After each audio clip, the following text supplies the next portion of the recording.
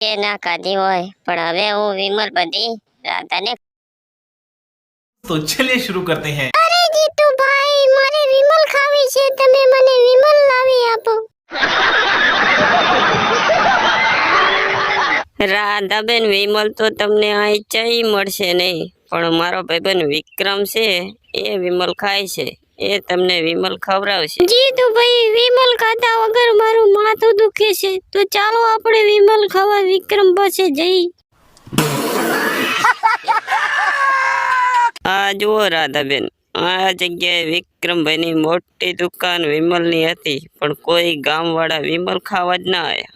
એટલે વિક્રમભાઈ પોતે જ વિમલ ખાવા માંડ્યા अबे जल्दी बोल कल सुबह पनवेल निकलना है।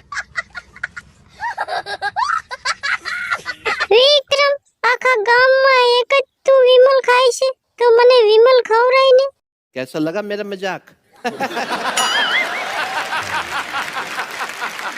મારી વિમલ ભલે હવે કોઈએ ના ખાધી હોય પણ હવે હું વિમલ બધી રાધાને ખવડાવીશ તમે જો સુધી આ ગોમો છો ને તો સુધી મારું ચોકટું ચોય ફિટ થવાનું નહીં. અલ્યા જીતુભાઈ તમને આઈ તો વહુ નહીં મળે તમારા માટે તો ઠેઠ પાકિસ્તાન થી વહુ લેવા જવી પડશે बात तो सही है। હા વિક્રમભાઈ તમે પાકિસ્તાન જાઓ કે વેસ્ટ ઇન્ડિઝ જાઓ પણ મારા માટે તમે વહુ લાવી દો चले एक काम कर 200 रुपया दे और 50 रुपया काट ओवर एक्टिंग के वजह તો લે આ કંકોત્રી આવો આવો રમલાલ શું સમાચાર? આપણે બે મોટા બાપ દીકરાને કોકના લગ્નના લાડવા ખાવા જવાના સમાચાર છે આ ગામમાં એક પછી એકનો લગ્ન થવા મળ્યો આ તારો ને મારો લગ્ન નહીં થતો. સહી પકડે હે અને આ તમે જીવો છો ને તો સુધી મારો મેળ તો પડવાનો જ નથી. એટલે જ મેં વિક્રમભાઈને વાત કરી છે કે મારા માટે વહુ લાવી આપે अब आए ना लाइन पे ए रहा नहीं जाता तड़प ही ऐसी है ना नहीं समझ रहे हो समझ रहे हो समझ रहे हो ना વિક્રમભાઈ તારી વહુ લાવી આપશે તો વિક્રમભાઈને કહેજે કે નહીં કે મારા માટે પણ ડોસી બોસી લાવી આપે कैसा लगा मेरा मजाक? સીમા આવી છે પાકિસ્તાન થી તમારા હારે લગ્ન કરવા ये बड़ी अच्छी बात कही आप।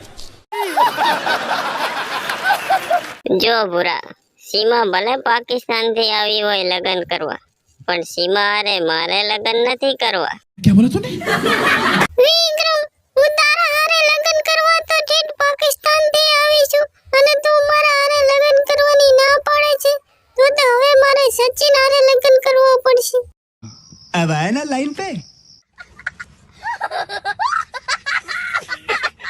સીમા તું ભલે પાકિસ્તાન થી આવી હોય સચિન હારે લગ્ન કરવા પણ તું મારું નામ ના દઈશ મારા લગ્ન તો રાધા હારે થવાના છે कैसा लगा मेरा मजाक? જિગ્નેશ આપણા ખેતરમાંથી કંકોડા લઈને જાનુને ખવડાવે છે અને આપણે તો રોજ બટાકા જ ખાવી છે ए चुप है। જાનુ મેં તારા માટે અને કંકોડા લેવા મોકલ્યો હતો તે મૂકીના ખેતરમાં ગયો તો મૂકીએ એને માર્યો જીગા એ તો મૂકીના ખેતરમાં જઈને માર ખાઈને આવ્યો પણ હવે તું કંકોડા લઈને આવજી ને કે તને બટાકાનું શાક કરીને ખવડાવીશ સહી પકડે હે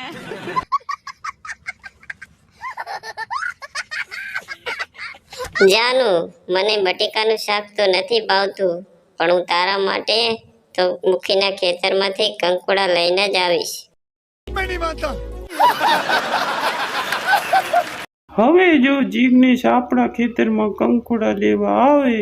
તો જિગ્નેશ પાસેથી બધા કંકોડા લઈને એને બટેકાનું શાક ખવડાવશું मस्त प्लानिंग।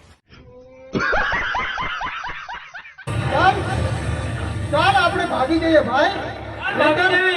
નહીં તો આપણા બંને